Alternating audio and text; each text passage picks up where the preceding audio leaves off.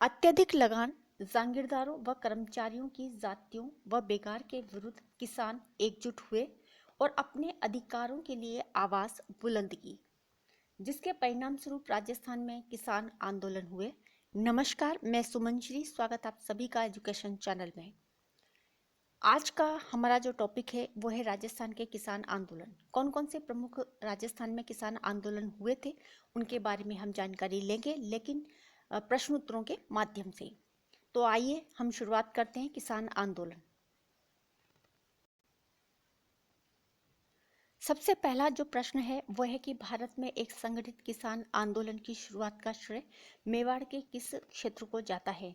तो वो है बिजोलिया। राजस्थान के किसान आंदोलनों में सबसे पहले हम बिजोलिया किसान आंदोलन के बारे में बात करेंगे और महत्वपूर्ण प्रश्न उत्तरों के जरिए। तो पहला प्रश्न मैंने पढ़ दिया और दूसरा जो प्रश्न है वो है कि राजस्थान में कृषकों का यह आंदोलन कहाँ से प्रारंभ हुआ था? तो वो है बिजोलिया। अच्छे प्रश्न है और महत्वपूर्ण प्रश्न है और अक्सर आपने कंपटीशन एग्जाम में इससे संबंधित अगर प्रश्न पूछे हों तो आपको याद होगा। लेकिन फिर भी मेरी एक छोटी सी कोशिश है कि इस टॉपिक से संबंधित जो भी महत्वपूर्ण प्रश्न है उनको मैंने आपके सामने चूज करके रखें और आशा है कि आपको जो ये टॉपिक है ज़रूर पसंद आएगा। तो अगला जो प्रश्न है वो है कि बिजोलिया आंदोलन में किस जाति ने महत्वपूर्ण भूमिका निभाई थी? तो वह किसान है धाकड़ जाति के। इम्पोर्टेंट प्रश्न है, कई बार ऐसे प्रश्न पूछे जा सकते हैं कि कहाँ के किसान थे, किस जाति के किसान थे, और इससे संबंधित भी जो है प्रश्न पूछ लिया जाता है। अगला जो प्रश्न है वह है कि बिजोलिया मेवाड़ राज्य का किस श्रेणी का ठिकाना था? क्या वो प्रथम श्रेणी का था, द्वितीय श्रेणी का था या तृतीय श्रेणी का था? तो आप याद रखें कि बिजोलिया मेवाड़ राज्य का प्रथम श्रेणी का ठिकाना था। अगला जो है इसके संस्थापक की बात करेंगे कि बिजोलिया ठिकाने के संस्थापक थे। बिजोलिया ठिकाने के संस्थापक के जो संस्थापक थे वो हैं अशोक परमार। अच्छे प्रश्न है, महत्वपूर्ण प्रश्न है और बहुत ही जो है मैंने इनको प्रश्नों को चूज किया है आपके लिए और छाटा है। अगला जो प्रश्न है वो भी बहुत ही इम्पोर्टेंट प्रश्न है। प्रश्न मैंने ऐसे बनाए हैं कि जिसमें कि आपको एक दो प्रश्नों के उत्तर और प्रश्न जो है वो आसानी से आपको मिले।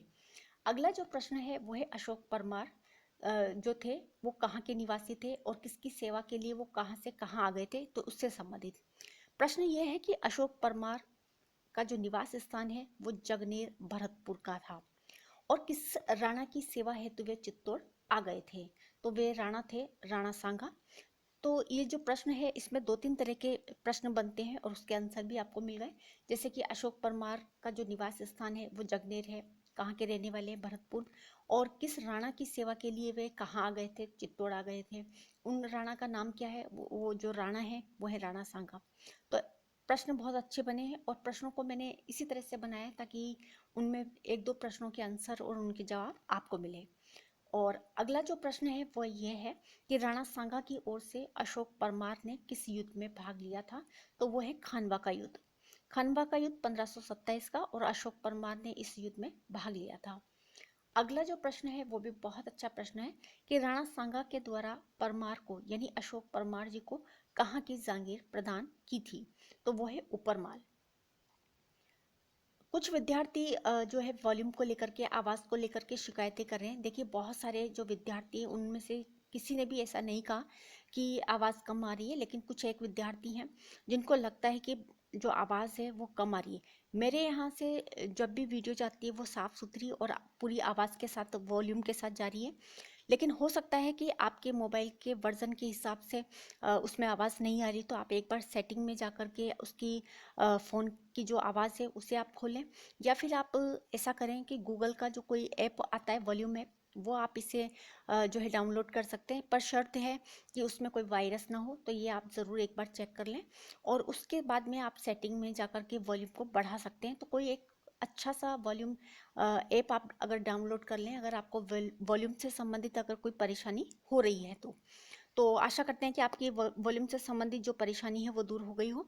तो देखिए अलग अलग मोबाइल में अलग अलग वर्जन्स होते हैं, कुछ में दो स्पीकर होते हैं, किसी में एक होता है, और किसी फ़ोन की जो आवाज़ होती है वो खुली हुई होती है, किसी में नहीं होती। तो आप एक बार सेटिंग में जाएं, अपने फ़ोन की जो जिसमें वॉल्यूम सिस्टम होती है उसकी आवाज़ को एक बार फुल करके देख लीजिए। अगर फिर भी नहीं हो पा रहा है तो आप कोई गूगल का एक अच्छा सा वॉल्यूम ऐप डाउनलोड कर सकते हैं और उससे आपकी जो आवाज़ की जो है उसकी परेशानी वो दूर हो जाएगी। तो आशा करते हैं आपकी जो ये वॉल्यूम से संबंधित परेशानी थी वो दूर हो गई। तो आइए अब चलते हैं हम अगले प्रश्न की ओर। अगला जो प्रश्न है वो है कि बिजोलिया के राव सवाई कृष्ण सिंह के समय बिजोलिया की जनता से कितने प्रकार की लागतें ली जाती थी? तो वो है 84 प्रकार की। पूछा जा सकता है कि बिजोलिया के जो राव थे या वहाँ के जो ठिकानेदार थे वो कौन थे, तो उनका नाम क्या है? तो सवाई कृष्ण सिंह जी बिजोलिया ठिकानेदार थे। और इस तरह से बिजोलिया की जनता से कितने प्रकार की लागतें ली जाती थी? तो वो है 84 प्रकार की। अच्छे प्रश्न है। अगला जो प्रश्न है वो भी बहुत इंपॉर्टेंट प्रश्न है कि किसकी मृत्यु भोज के अवसर पर 1897 में उपरमाल के धाकड़ किसान गिरधारीपुरा नामक ग्राम में एकत्रित हुए थे? तो किस जो किसान की मृत्यु हुई थी और उस मृत्यु के अवसर पर 1897 में उपरमाल के जो है धाकड़ किसान गिरधारीपुरा नामक एक ग्राम में एकत्रित हुए थे, वह इकट्ठे हुए थे। उनका नाम है गंगाराम धाकड़। और इनकी मृत्यु के अवसर पर ही 1897 में ये सारे के सारे जो किसान थे वो गिरधारीपुरा नामक गांव में एकत्रित हुए थे। अच्छे प्रश्न है। और लगान की जब दरें ऊंची बढ़ गई थी, लगान ज़्यादा लिया जा रहा था, तो इन लोगों ने वहां जाकर के एकत्रित होकर के उनके खिलाफ एक आवाज़ उठाने की बात की थी कि किस तरह से हम इसका विरोध कर सकते हैं। अगला जो प्रश्न है वो भी बहुत अच्छा प्रश्न है कि किसानों की ओर से निर्धारित दो प्रमुख ऐसे व्यक्ति थे जो उदयपुर गए थे और ठिकानेदारों ने जो जुल्म किए थे उसके विरुद्ध राणा से उन्होंने शिकायत भी करी थी। तो ऐसे दो व्यक्ति थे, वो कौन कौन से थे और कहाँ के थे? तो सबसे पहले व्यक्ति हैं बेरीसाल के हैं नानाजी पटेल और दूसरे व्यक्ति हैं गोपाल के निवासी हैं ठाकरी पटेल। तो नानाजी पटेल और ठाकरी पटेल दो ऐसे प्रमुख व्यक्ति थे जिन्होंने किसानों की ओर से जो है राणा को जाकर के उनकी जो भी समस्याएं थी उनके बारे में उनको जानकारी दी थी। तो ये दो व्यक्ति हैं नानाजी पटेल और ठाकरे पटेल। अगर एक प्रश्न चाहें तो ऐसे भी बन सकता है कि नानाजी पटेल और ठाकरे पटेल जो है वो किस किसान आंदोलन से संबंधित हैं? तो बिजोलिया किसान आंदोलन से ये संबंधित हैं। अच्छे प्रश्न है। और अगला जो प्रश्न है वो भी बहुत इंपॉर्टेंट प्रश्न बनता है कि महाराणा को किसानों की समस्याओं से अवगत कराया गया था और उनकी शिकायतों की जांच के लिए किस राजस्व अधिकारी को बिचौलिया भेजा गया था? जब महाराणा को किसानों की समस्याओं से अवगत करा लिया तो महाराणा को लगा कि भाई ये बात सच भी है या नहीं। तो इस उनकी जो शिकायतें थी कि साहब वहाँ के जो ठिकानेदार है उन्होंने लाग जो उनसे लाग जो है और इधर से जो उनकी लगान की जो दर थी वो काफ़ी बढ़ा दी गई है। उनको तरह तरह से जो है टॉर्चर किया जा रहा है, उनसे बेगारी ली जा रही है, बेकारी करवाई जा रही है। तो इन शिकायतों की जांच के लिए उन्होंने क्या करा, महाराणा ने एक राजस्व अधिकारी को इन सब की जांच के लिए बिचौलिया भेजा था। तो वे कौन से व्यक्ति थे? उनका नाम है हामिद हुसैन। ठीक है, तो महाराणा ने इन्हें बिचौलिया भेजा था। इसी तरह से जो अगला प्रश्न है वो भी बहुत इंपॉर्टेंट प्रश्न है। प्रश्न ये है कि किसानों की समस्याओं को उदयपुर ले जाने वाले जो नानाजी और ठाकरे पटेल थे, ऊपरमाल से इनको निष्कासित कर दिया था। किसने? तो राव कृष्ण सिंह जी ने।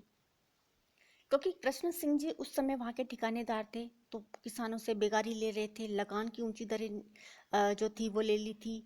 तो इस वजह से ये इनसे नाराज था कि भाई इन्होंने इनकी जो शिकायत थी वो महाराणा से कर दी। तो उन्होंने क्या करा कि नानाजी और ठाकरे पटेल को ऊपरमाल का जो इलाका था वहां से ही इनको क्या कर दिया, निकलवा दिया। अब अगला जो प्रश्न है वो भी बहुत इंपॉर्टेंट प्रश्न है कि 1903 में राव कृष्ण सिंह जी ने ऊपरमाल की जनता पर कौन सा कर लगा दिया था?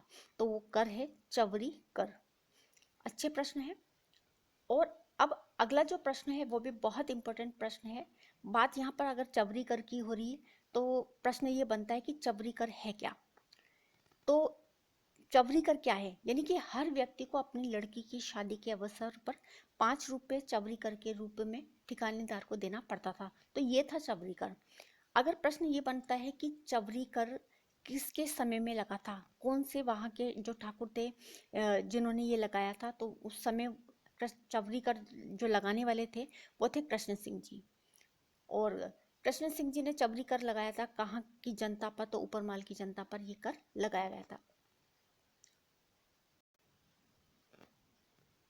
अगला जो प्रश्न है वो है कि बिजोलिया के जो राव थे कृष्ण सिंह जी की मृत्यु हो गई थी कब? 1906 में। कृष्ण सिंह जी की मृत्यु के बाद में जो बिजोलिया का नया स्वामी बनाया गया था वो कौन थे, उनका नाम क्या था? तो उनका नाम है पृथ्वी सिंह। अगला जो प्रश्न है वो भी बहुत इंपॉर्टेंट प्रश्न है कि किस शासक ने तलवार बंधाई के रूप में नया कर जनता पर लागू कर दिया था? तो वो था जो लागू करने वाले थे राव, वो थे पृथ्वी सिंह। पृथ्वी सिंह जी ने ही तलवार बंधाई के रूप में जनता पर नया कर जो था वो थोप दिया था। इसी तरह से जैसा कि मैंने बताया कि चवरी कर कृष्ण सिंह जी के समय में लगा था। अगर प्रश्न ये बनता है कि तलवार बंधाई के रूप में जब नया कर लगाया था तो वो किसने लगाया था? पृथ्वी सिंह जी ने। अगला जो प्रश्न है वो भी बहुत इंपॉर्टेंट प्रश्न बनता है कि वर्तमान में बिजोलिया किस राज्य में स्थित है? तो वो भीलवाड़ा के अंदर का आता है।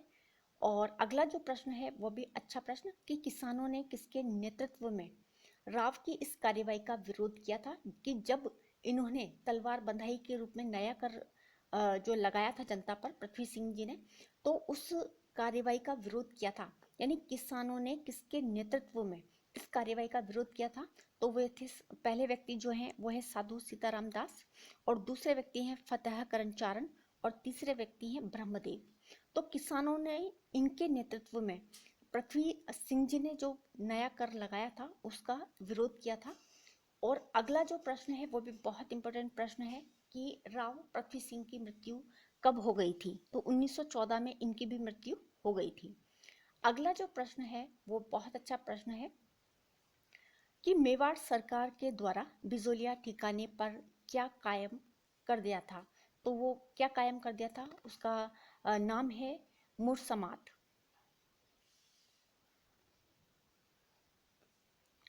अगला प्रश्न है कि राज्य सरकार की तरफ से किसे बिजोलिया ठिकाने का प्रशासक नियुक्त किया गया था? ऐसे कौन से व्यक्ति थे और राज्य सरकार की तरफ से उन्हें बिजोलिया का नया ठिकानेदार बना दिया था?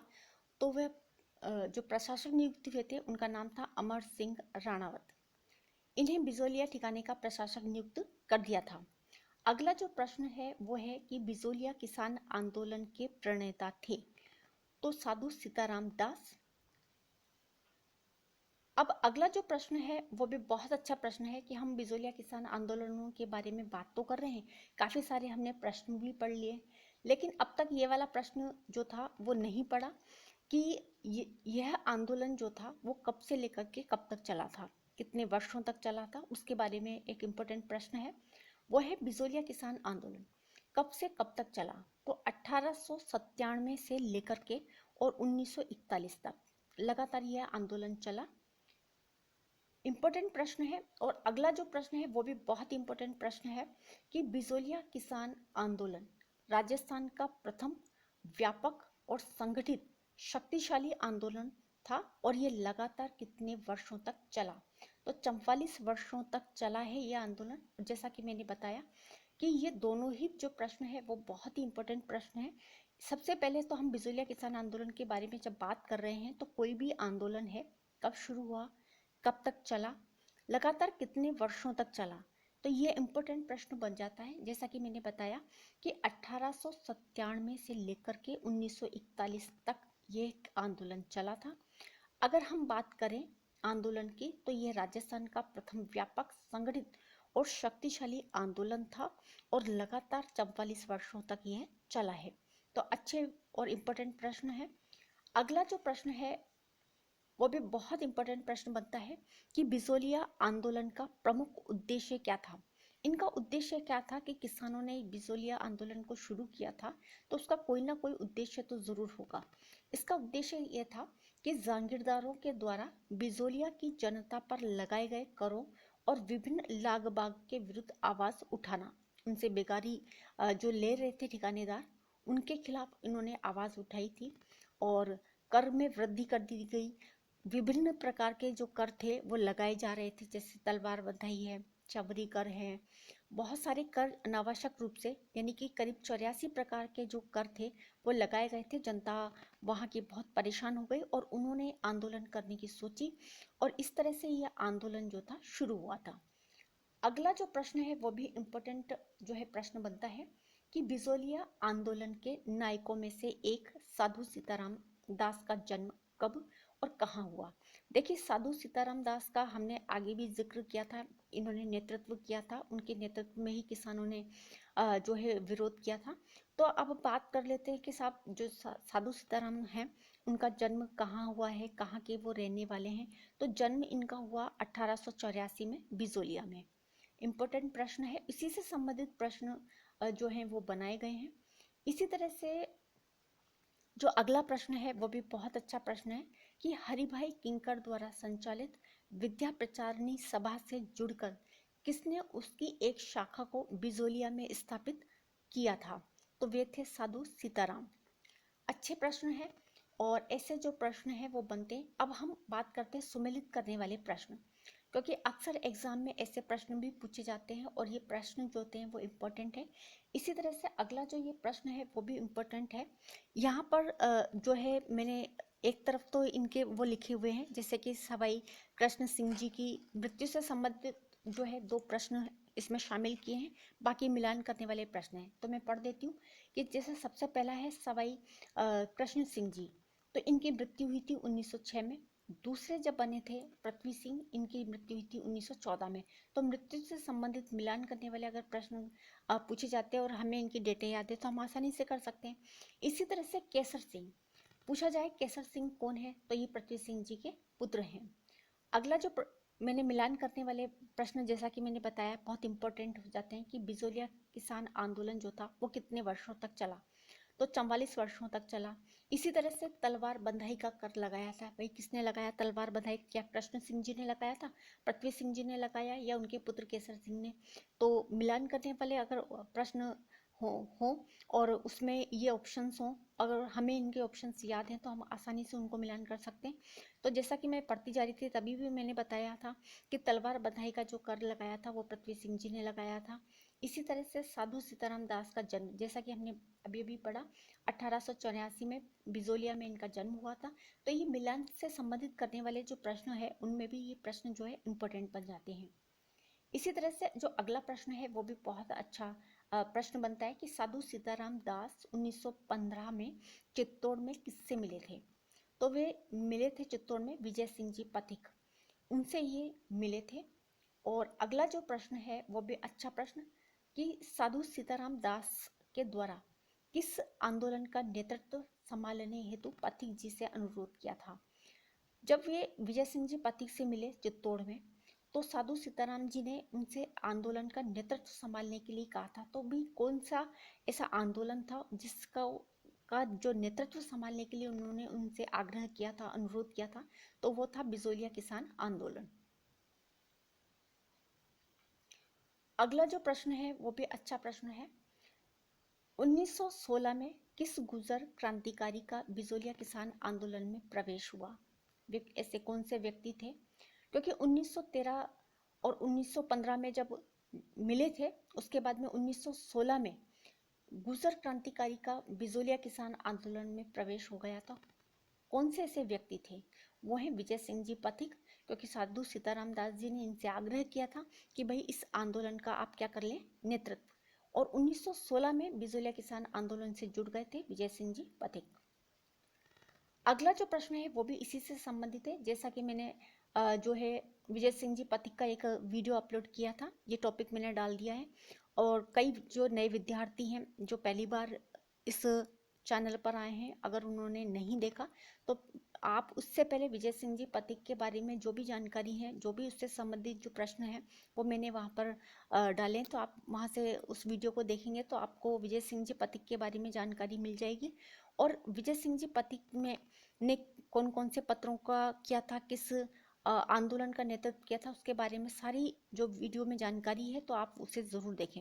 इसी तरह से यहाँ पे जो मैंने प्रश्न बनाया था वो है कि पथिक जी पहले किस नाम से जाने जाते थे, तो उनका जो नाम था वो है भूप सिंह।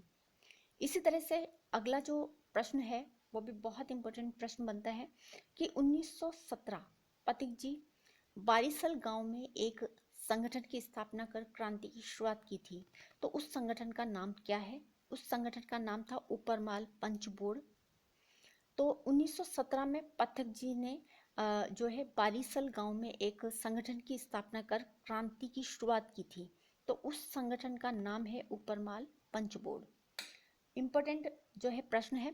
कई विद्यार्थी ये कहते हैं कि साहब जो आपकी वीडियो आती है उसमें जो नोटिफिकेशन है वो नहीं मिलता। तो मैं बता दूं कि जब आप चैनल को सब्सक्राइब करते हैं तो वहाँ पर एक बेल आइकॉन है, आप अगर उसे भी दबा देंगे तो आपको बिल्कुल नोटिफिकेशन जो है वो मिलती रहेगी।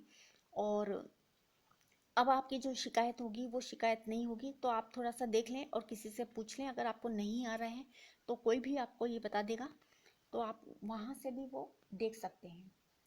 इसी तरह से जो अगला प्रश्न है वो भी अच्छा प्रश्न है कि किसे ऊपरमाल पंच बोर्ड का सरपंच बनाया गया था। ऐसे कौन से ऐसे व्यक्ति थे जिन्हें ऊपरमाल पंच बोर्ड का सरपंच बनाया गया था? उनका नाम था श्री मन्ना पटेल। अगला जो प्रश्न है वो है कि बिजोलिया आंदोलन किस क्रांति से प्रेरित माना गया है? भाई जब बिजोलिया आंदोलन हुआ, किसानों ने यह आंदोलन किया, तो इससे किस क्रांति से प्रेरित माना गया था? तो अक्टूबर 1917 में क्रांति हुई थी रूस।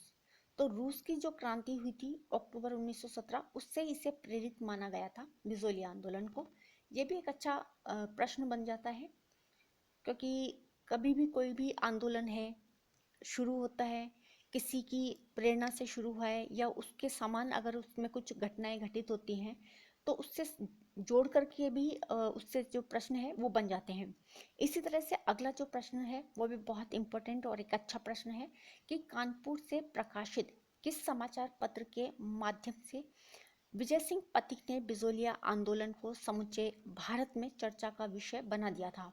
बहुत ही इम्पोर्टेंट प्रश्न है। अगर आपने इससे संबंधित जो वीडियो है, विजय सिंह जी पथिक से संबंधित जो वीडियो है, अगर आपने नहीं देखी है तो प्लीज़ आप उसे ज़रूर देखें, क्योंकि इसमें इनसे संबंधित जो भी जानकारी है, बहुत महत्वपूर्ण प्रश्न उत्तर मैंने वहाँ डाले हैं।